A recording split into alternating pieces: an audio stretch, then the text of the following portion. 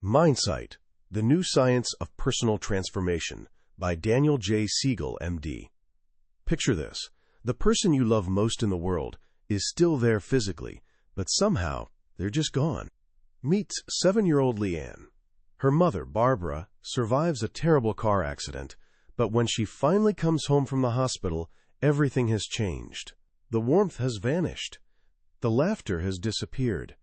It's like someone turned off the light behind her eyes. When a therapist gently asks Barbara to describe how she feels, her answer is haunting in its flatness. I suppose I'd say that I've lost my soul. This isn't some fictional tragedy. It's a real story from Dr. Daniel J. Siegel, a groundbreaking psychiatrist who's dedicated his life to understanding the deepest mysteries of the human mind. And this family's heartbreaking experience sent him on a quest to discover something extraordinary, the secret of mindsight. So what exactly is mindsight? Think of it as almost a sixth sense, a skill that lets you peek inside your own mind. It's your ability to understand what's happening in your head and heart without getting completely swept away by it.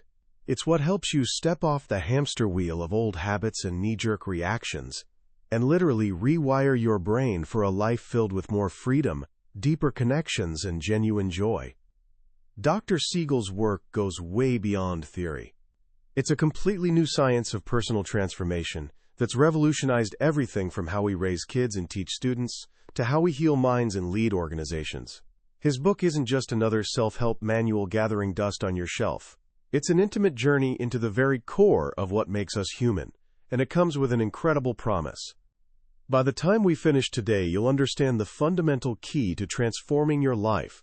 You'll have a roadmap, a practical guide to navigating your own inner world, what Siegel beautifully calls the see inside.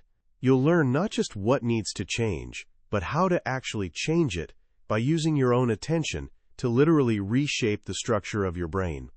So let's begin this adventure. Let's dive deep into that see inside and discover the remarkable power of mindsight. Every single one of us carries an inner world, a vast, deep ocean filled with thoughts, feelings, memories, and dreams. Most days, it's a gorgeous place to be. But sometimes that ocean whips up into a terrifying storm. Waves of fear, anger, or sadness crash over us, and we feel like we're going under. Sound familiar? Who hasn't felt completely overwhelmed by their own mind? Dr. Siegel tells this hilarious yet deeply human story about a moment when he, a world-renowned psychiatrist, completely lost his cool over, wait for it, crepes. He's out with his 9-year-old daughter and 13-year-old son. They stop for a snack, and his son orders a small crepe. His daughter, who insisted she wasn't hungry, suddenly wants a bite. Totally reasonable, right? But his son, channeling peak teenager energy, says no way, she can order her own. Classic sibling showdown. But instead of recognizing it for what it was, Dr. Siegel steps in and demands his son share. The son, with the precision of a surgeon and the pettiness of a middle schooler, cuts off the tiniest, most pathetic sliver of crepe you can imagine. His daughter complains it's too small, so he cuts another piece, the burnt, tasteless corner. And that's when something inside Dr. Siegel just snaps. His face tenses up. His heart pounds. He storms out of the shop with his daughter, and on the drive home, his frustration erupts like a volcano. He becomes, in his own words, a father out of his mind, yelling irrationally and imposing ridiculous consequences. He had completely flipped his lid. This story hits so hard because it's so incredibly human. If a brain expert can lose control over a crepe, it means this is just part of being human. So why does this happen? And more importantly, what can we do about it? To help us understand, Siegel gives us this wonderfully simple tool. Try this with me right now. Hold up your hand, tuck your thumb into your palm, then curl your fingers over it. Congratulations! You're now holding a model of the human brain. Your wrist represents the spinal cord. Right in the center, where your palm is, that's the brainstem, the most ancient, primitive part of our brain. It handles the basics, breathing, heartbeat, and our fight, flight, or freeze response. Your thumb, tucked inside, represents the limbic area, This is emotional central. It's where you feel attachment, fear, and joy. It's constantly running in the background asking, is this situation good or bad for me? Your fingers, curled over the top, represent the cortex, the most evolved part of your brain, handling thinking, planning, and perception. The very front part, your knuckles and fingertips, is the prefrontal cortex. This is your brain's executive suite. It's what helps you regulate emotions, pause before acting, feel empathy, and make moral judgments. Now, what happened to Dr. Siegel in the crepe shop? What happens to all of us when we lose our cool? We flip our lid. Lift up your fingers. You've just exposed the raw emotional limbic system and the reactive brainstem. The prefrontal cortex, the part that helps us stay calm, flexible, and rational, has gone completely offline. We're no longer driving the car. Our primitive survival brain has grabbed the steering wheel. We've taken the low road, reacting purely on emotion and impulse, without any of the wisdom and balance of our higher brain. This simple hand model is your first key to Mindsight. Just understanding what's happening in your brain gives you a little breathing room. It lets you name it to tame it. The moment you can tell yourself, oh, my lid just flipped, you're already starting to bring your prefrontal cortex back online. You're re-engaging your thinking brain. This brings us to the central concept of the entire book, integration. Imagine a choir. If everyone sings the exact same note, it's boring, rigid, lifeless. There's no complexity or beauty. Now imagine if everyone sings a completely different song at the same time. It's pure chaos, just jarring noise that makes you want to cover your ears. But what happens when each singer, with their own unique voice, sings their part in harmony with everyone else? You get music. You get something that's flexible, adaptive, coherent, energized, and stable. It's alive. That harmony, that's integration. Siegel proposes that a healthy mind is an integrated mind. Well-being is simply the harmonious flow that comes from linking different parts of a system together. And when our minds aren't integrated, we drift toward one of two dangerous shores, the bank of chaos or the bank of rigidity. Think about it. Nearly every form of mental suffering falls into one of these extremes. Anxiety, panic attacks, emotional outbursts. That's chaos. Depression, emotional numbness, obsessive habits, feeling stuck. That's rigidity. A healthy life is a flowing river of integration, navigating smoothly between these two banks. This is where Barbara, the mother who lost her soul, comes back into our story. Her car accident had physically damaged the most integrative part of her brain, her prefrontal cortex. This area acts like the conductor of your brain's orchestra, connecting the higher thinking parts, the emotional middle layers, and the basic survival systems. It also bridges your internal world with the world of other people. Without that conductor, Barbara's mind literally fell apart. Her relationships crumbled. Her inner world became empty and hollow. Her story reveals a profound truth that forms the foundation of Mindsight, what Siegel calls the triangle of well-being. The 3 points of this triangle are the brain, the mind, and relationships. Most of us think of these as completely separate things. We think of the brain as physical hardware, the mind as our subjective experience, our thoughts and feelings, and relationships as our connections with other people. But Siegel says this is an illusion. They're all 3 facets of one single reality, the flow of energy and information. The brain is the physical mechanism through which that energy and information flows. Our relationships are how we share that energy and information with others. And the mind? The mind is the process that regulates that flow. This is revolutionary. Your mind isn't just trapped inside your skull. It's an embodied and relational process. It exists in your body and between you and other people. And the skill that allows us to see and shape this flow of energy and information, that's Mindsight. Mindsight is the master key to creating integration. It's your ability to use awareness as a tool, like a precision instrument, to reshape your neural pathways. And this isn't just some feel-good metaphor.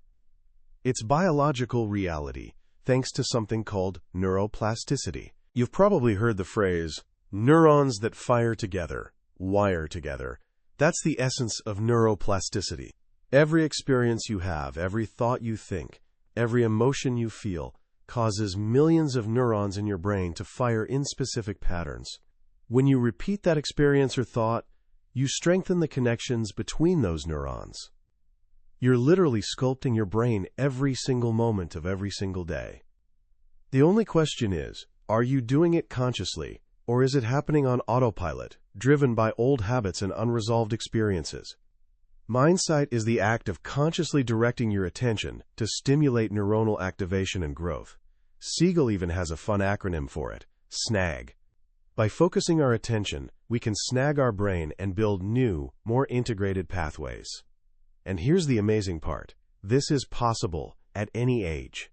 Neuroplasticity isn't just for kids. So how do we actually do it? How do we build this skill of Mindsight? Siegel offers us a simple but incredibly powerful practice, built on what he calls the tripod of reflection. The three legs of this tripod are openness, observation, and objectivity. Openness means being receptive to whatever comes into your awareness, without judgment. It's accepting what is, rather than wrestling with reality. Observation is the ability to notice your own mental processes, to witness your thoughts and feelings as they happen, without getting completely swept away by them. Objectivity is realizing that your thoughts and feelings aren't you. They're temporary events passing through your awareness.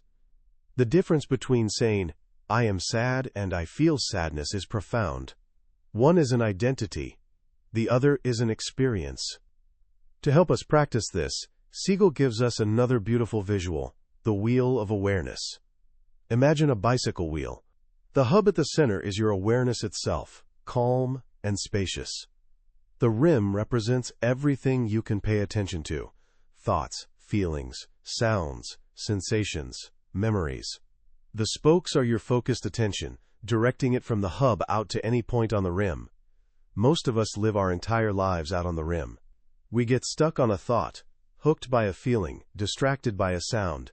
We're bounced around from one point on the rim to another, and our lives feel chaotic and reactive. The practice of Mindsight is about strengthening the hub. It's about learning to rest in that calm, clear center of awareness and simply observe whatever arises on the rim. One of the simplest ways to do this is to focus on your breath. Your breath is always with you, anchoring you to the present moment.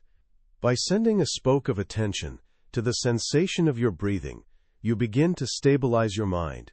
When a thought or feeling arises on the rim, you just notice it. Oh, there's thinking, and gently guide your attention back to your breath. This simple act, repeated over and over, is like a workout for your prefrontal cortex. You're physically building the integrative fibers of your brain. You're strengthening the hub. This brings us to the real-life application of these ideas. Siegel structures the heart of the book around what he calls the 8 domains of integration. Rather than listing them like a textbook, let's see how they come alive through the stories of real people he's helped. Let's start with horizontal integration, which links the left and right sides of our brain. Meet Stuart. When he first shows up at Dr. Siegel's office, he's 92 years old. A sharp, successful lawyer, he announces right away, "I've never needed a shrink, and I certainly don't need one now." He's only there because his son is worried he might be depressed after his wife of 62 years was hospitalized. When Siegel asks Stuart about his childhood, all the answers are pure facts, zero feelings. He can remember the make and model of his first car, but when asked about his relationship with his parents, he just says, "My mother was normal. She ran the home. My father worked." The emotional details are completely gone. He insists his childhood had zero impact on him. Siegel quickly realizes that Stuart is living almost entirely in his left brain. Our left hemisphere is logical, linear, and linguistic. It loves facts, lists, and words.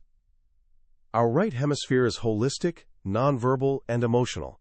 It's the home of imagery, bodily sensation, and our autobiographical memories, the feeling of our lived experience. Stuart's childhood had been emotionally barren. his wife described his parents as the coldest people she'd ever met. As a survival strategy, Stuart had adapted by essentially shutting down his right hemisphere. He took refuge in the logical, safe world of the left brain. He had, in essence, half a brain in hiding. The therapy focused on gently waking up his dormant right brain. Siegel had him do exercises like watching TV with the sound off to focus on nonverbal cues. He encouraged him to describe images instead of just listing facts. Slowly, over months, this 92-year-old man began to feel emotions for the very first time. He started keeping a journal, filling it with poems and reflections. One day, his wife gave him a shoulder massage, the first he'd ever allowed in 62 years of marriage. He told Siegel, "It felt great." Stuart's story is a beautiful testament to the power of neuroplasticity. It's genuinely never too late to integrate your brain and live a fuller life. Next, there's vertical integration, the connection between our higher brain and our body. Anne was a successful doctor who came to therapy feeling like her life was completely empty. As a child, her mother had died, and her father remarried a harsh, critical woman. At 11 years old, walking through an apple orchard, Anne made a conscious decision. "I will never feel anything again." As she told Siegel this story, she instinctively made a gesture, drawing a finger across her throat. She had literally cut herself off from the neck down. She lived entirely in her head. Food had no taste. She had zero interest in intimacy. She was completely disconnected from the sensations of her body. The only hint that something was seriously wrong was that she kept having unnerving heart palpitations. Her healing journey was about slowly, carefully reconnecting her mind to the wisdom of her body. Siegel used practices like a body scan, where she would focus her attention on different parts of her body. At first, when her attention reached her chest, she had a full-blown panic attack. Her body was holding on to a lifetime of unfelt grief and fear. But by creating a safe place in her imagination, a memory of a peaceful cove by the sea, she learned she could approach these difficult sensations without being completely overwhelmed. The panic, when she finally stayed with it, revealed deep sadness that had been buried for decades, the unresolved grief for her mother. By allowing herself to finally feel that loss, she began to feel everything else too. Her life began to fill with color and vitality. She reconnected with her own daughters and even started painting again. This brings us to one of the most powerful domains, memory integration. Many of us are prisoners of the past without even realizing it. This happens because of the way our memory actually works. Siegel explains that we have two kinds of memory, explicit and implicit. Explicit memory is what we typically think of as memory. It's the conscious recall of facts or events. You know you're remembering something from the past, like what you ate for breakfast yesterday. Implicit memory is different. It's the influence of a past experience on your present behavior, without you being aware that you're remembering anything. Riding a bike is implicit memory. You don't consciously recall how to do it. Your body just knows. Emotional reactions are often implicit too. You might feel an unexplainable dislike for someone you just met, because they vaguely remind you of a bully from 3rd grade. You don't make the connection, but the feeling is there, shaping your reality. Now here's what happens during a traumatic experience. When we're overwhelmed with fear or helplessness, our bodies flood with stress hormones. These hormones can actually shut down the part of the brain responsible for creating explicit memories, the hippocampus. The result? The traumatic experience gets encoded only as implicit memory. It's stored as raw fragments of emotion, bodily sensation, and perceptions. These fragments aren't tagged as from the past. This is the source of flashbacks. A person isn't remembering the trauma in a normal sense. They're re-experiencing it in the present moment, as if it's happening all over again. This is exactly what happened to Allison, a patient who came to Siegel for relationship problems, but also suffered from debilitating back pain.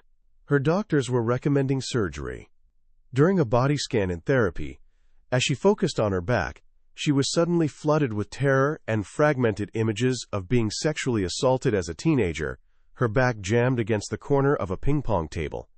For 16 years, that trauma had been locked away in her body as implicit memory, expressing itself as chronic physical pain.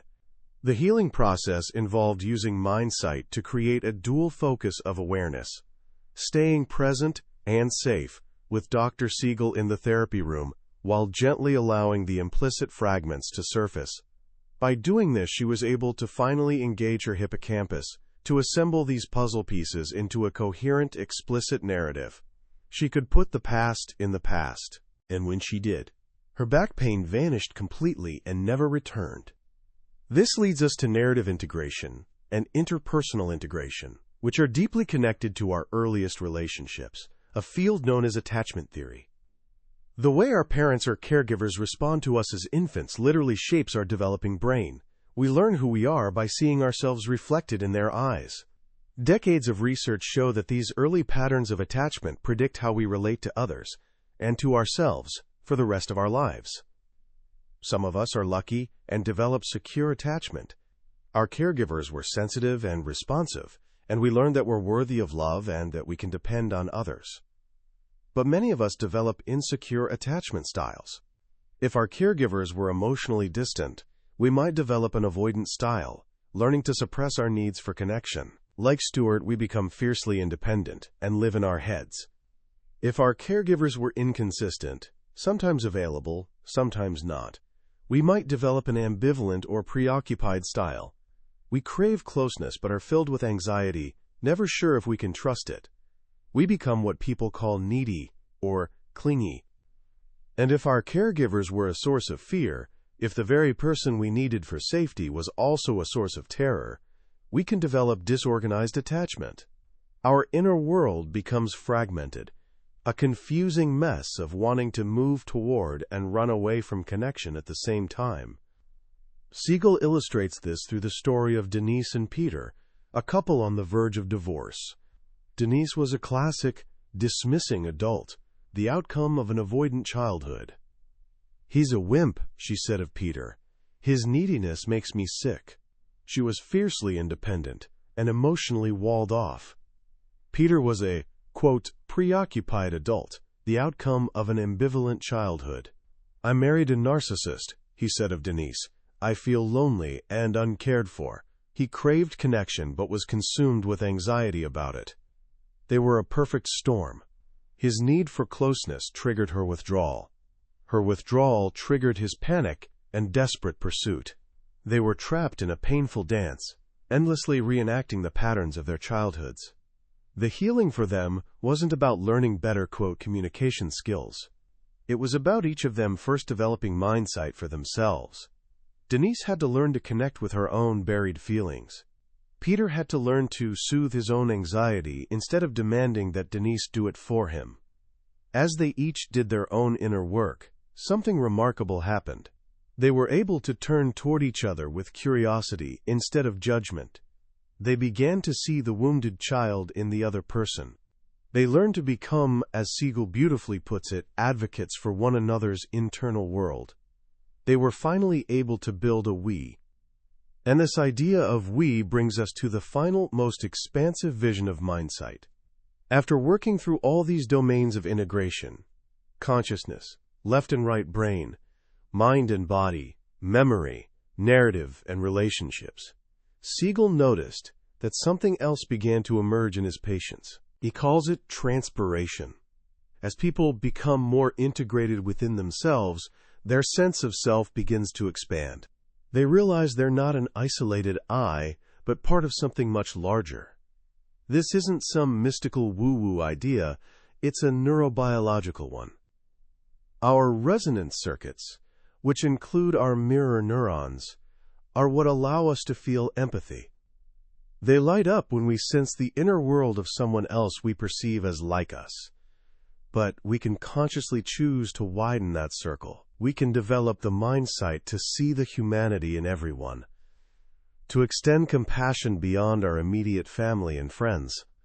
In a letter written to a grieving father, Albert Einstein once said, "A human being experiences himself, his thoughts and feelings, as something separated from the rest, a kind of optical delusion of his consciousness. This delusion is a kind of prison for us. Our task must be to free ourselves from this prison by widening our circle of compassion. This is the ultimate promise of Mindsight. The journey inward doesn't lead to self-absorption, it leads to connection. It leads to the realization that we're all part of an interconnected flow. By healing ourselves, we begin to heal our relationships and contribute to healing the world. From the quiet tragedy of a mother who lost her soul, to the triumph of a 92-year-old man feeling emotion for the first time, to a couple finding their way back to each other, the message of Mindsight is one of profound hope. It tells us that well-being isn't a matter of luck or genetics, it's a skill, and it's a skill that every single one of us can learn. As we come to the end of our journey through Mindsight, I want to take a moment to reflect on what I believe is the most powerful and hopeful message in this book. It's the simple yet revolutionary idea that well-being is a learnable skill. For so long, we've been conditioned to think of our minds as something fixed, or to see our emotional struggles as character flaws. If you're anxious, you're just a worrier. If you're often sad, you're melancholy. If you have a quick temper, you're simply an angry person. We turn these temporary states into permanent identities. What Dr. Siegel does is offer us a completely different lens for seeing ourselves. He hands us a user's manual for the human brain and says, look, this is how the machine works.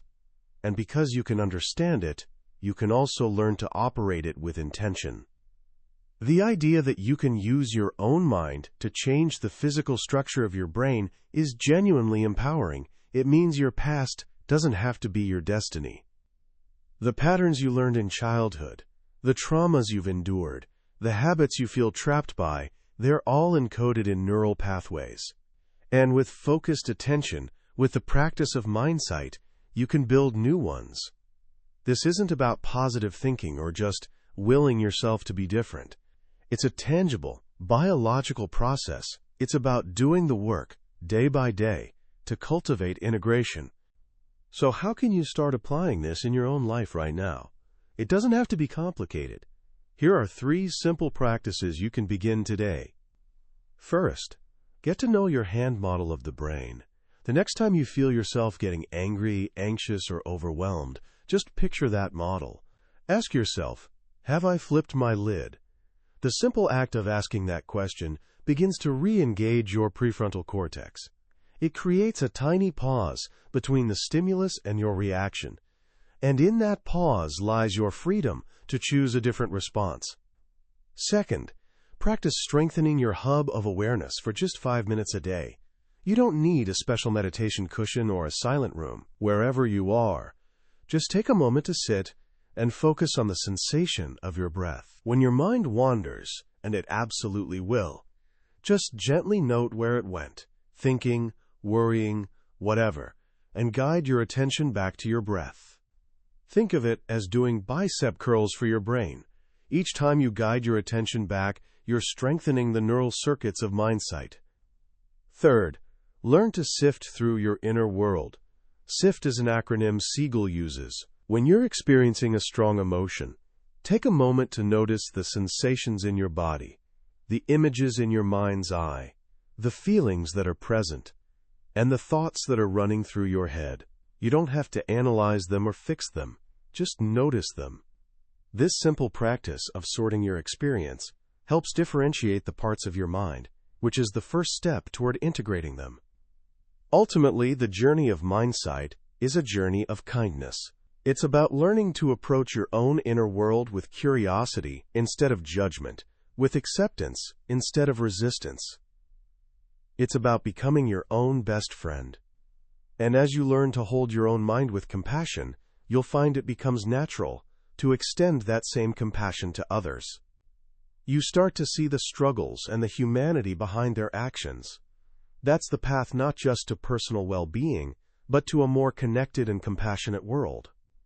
That was a summary of Mindsight, the New Science of Personal Transformation, by Dr. Daniel J. Siegel. We've explored the highlights today, but I'll be honest with you, a summary can only ever be a map. The real treasure is found on the journey itself. The true magic happens when you read the book, when a particular story or simple phrase connects with you in an unexpected way. This summary is designed to help you decide if this book is worth your time. If anything we've talked about today has sparked your curiosity or given you a sense of hope, I encourage you to grab a copy. Reading it isn't just about absorbing information. It's an experience that can genuinely change the way you see yourself, your relationships, and your life. Also, if you found this summary valuable, please consider liking this video and subscribing to the channel. It helps us reach more people and ensures you won't miss our next journey into another life-changing book. Let's keep learning and growing together.